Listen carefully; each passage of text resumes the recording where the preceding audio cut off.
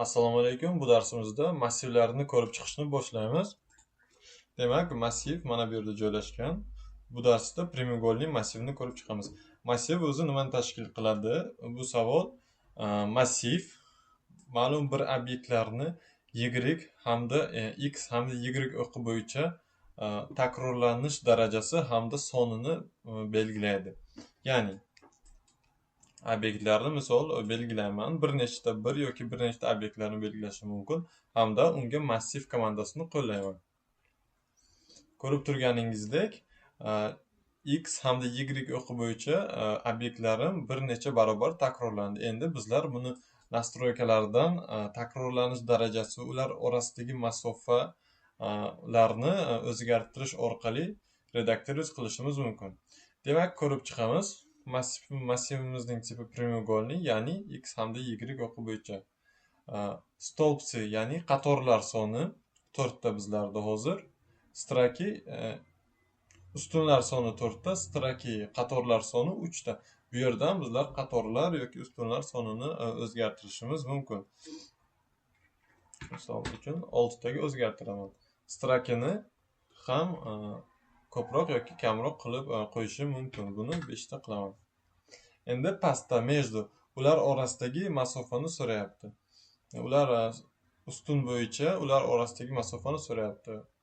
Hozirda 384 turibdi. Bu yerdan ularni kamroq yoki ko'proq qilish imkoniyati bor. 300 qilsam mana bunday tarzda o'zgaradi. Keyingisi bu общий, ya'ni birinchisidan to 6-gacha bo'lgan masofa umumiy hisobda bildiradi. Bizlar umumiy hisobda yoki alohida bitta har birining orasidagi masofani qo'yishimiz mumkin. Agar buni 2000 qilsam, har birining orasidagi masofa ham avtomatik tarzda 400 ga teng bo'lib qoladi. Bu qatorlar soni ham xuddi shunday. Ularning orasidagi masofa yoki umumiy masofani berish orqali o'zgartirishimiz ham mumkin. Ko'rib turgan bo'lsangiz, bunisi 400, bunisi 250, chunki lekin kvadratga o'xshab ko'rinyapti, chunki bizlarniki bazaviy tochkadan hisoblanadi. Mana bu bazaviy tochkadan to bu yergacha hozir 400 ni tashkil qiladi. Bu yerdan bu yergacha esa 250 ni tashkil qiladi. Buning boshqa opsiyalari bor. Mana bu sub opsiyalar, mana bu interaktiv menyuda qanaqa sonlar bo'lsa, o'shani takrorlaydi. Bizlarga interaktiv menyudan redaktoriz qilish osonroq. Bundan tashqari, svойства paneli orqali ham massivni nastroykalarini redaktoriz qilish imkoniyati bor. Misol uchun massivni tanlaymiz. Bu yerda straki, qatorlar, ular orasidagi interval va boshqalarni ko'rish imkoniyati bor. Keyingisi bu уровни. Bizlar AutoCADda 3D prostranstvada ishlashganimiz sababidan уровнini qo'shsak, ya'ni balandlik hosil bo'ladi. Misol uchun, hozir biz 2D da ishlayapmiz. Уровниga misol uchun 4 ta qo'yib, ular orasiga masofa joylashtirsam agar, har biriga keling 50 bo'la qolsa yoki ko'proq qo'yishimiz ham mumkin. Mana bunday tarzda tepaga qarab massiv hosil bo'ladi. Tepa ko'rinishdan bu ko'rinmaydi. Shuning uchun buni bir qilib qo'yishimiz yaxshi.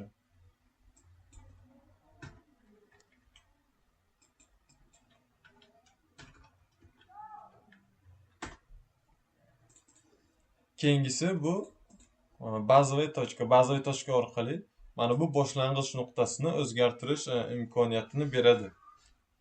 Hozir aylanani o'rtasida turibdi bazaviy tochka, ya'ni obyektlarimizni umumiy o'rtasida bazaviy tochkani olib, to'r burchakni bir chekkasiga qo'ysam, massivni boshlanish joyi to'r burchakning pastki chapki tomoniga o'tadi.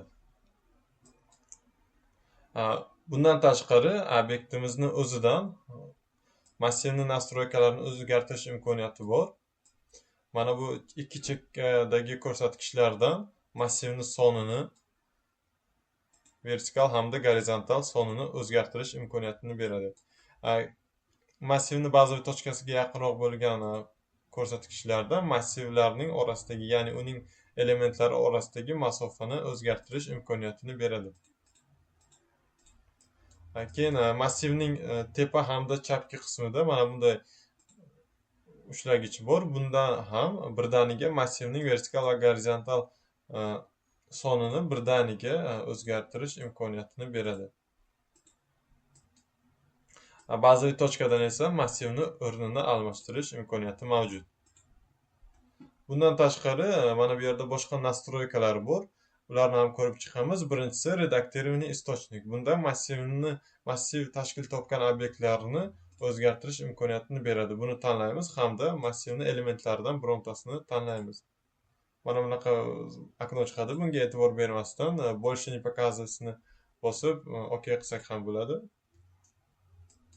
Hamda massivni bironta obyektni belgilab, uni o'zgartirsak, massiv umumiy holatda o'zgartirish kiritiladi. Mana bunday tarzda. Hamda o'zgartirish kiritib bo'lganimizdan keyin mana bu yerdan сохранить изменение qilishimiz kerak. Agar сохранить qilmoqchi bo'lmasak, сбросitni bosamiz. Keling, сохранить qilamiz. Ko'rib turganingizdek, massivni hammasi o'zgartirish kiritildi. Keyingisi заменить element. Bizlar massivni ma'lum bir elementlarini alohida joyini almashtirishimiz ham mumkin. Misol uchun avval yasayman.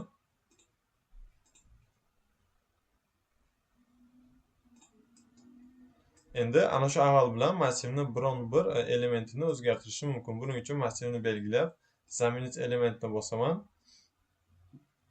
Hamda almashtirmoqchi bo'lgan obyektni tanlab enterni bosaman yoki probelni.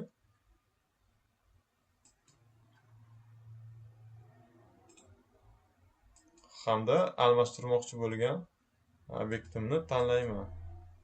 Bazaviy tochkasini noto'g'ri tanlab yubordik. Hozir bazaviy tochka so'radi. Orqaga qaytaman.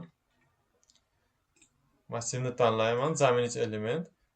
Almashtirmoqchi bo'lgan elementni tanlab, uning bazaviy tochkasini ko'rsataman. Qayeri unga bazaviy bo'lishi kerak.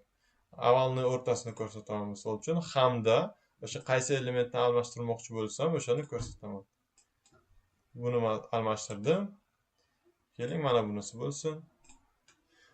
Xuddi shunday tarzda boshqa xohlaganchalik elementlar bilan massivni elementini almashtirishimiz imkoniyati bor. Bu bizlarga anchalik qulaylik tug'diradi. Keyingisi bu сбросить massiv. Ya'ni ana shu elementlarni almashtirganimizdan keyin сбросить massiva qilsak, o'sha boshlang'ich elementlar joyiga qaytadi. Shuni ham aytib o'tish kerak. Mana bu redaktirованный источник orqali источникni, ya'ni boshlang'ich obyektlarni o'zgartirganimizda сбросить massiva qilsak, bu joyga qaytmaydi. Bu faqat o'zgartirilgan elementlarga o'z joyiga qaytaradi. Сбросить qilamiz. Ko'rib turganingizdek, elementlar o'z joyiga qaytdi. Massivlarning yana bir funksiyasi bor. Misol uchun, massivni ma'lum bir obyektlarni joyini siljitishimiz kerak. Buning uchun kontrolni bosib turgan holda massivni biron bir obyektini belgilaymiz hamda uni joyidan siljitishimiz yoki поворот qilishimiz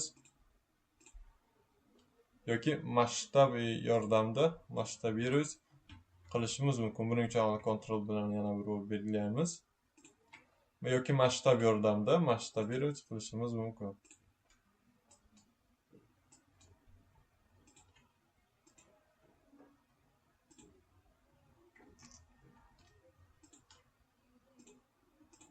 Zerklar bo'lmas ekan, demak, поворот joyni almashtirishimiz imkoniyatini beradi hamda masshtab qilish imkoniyatini beradi. Прямоугольный masshtab shulardan iborat. Buni mashq qilib oling o'zingiz hamda darslarimiz oxirida, massiv darslarimiz oxirida alohida mashq bor.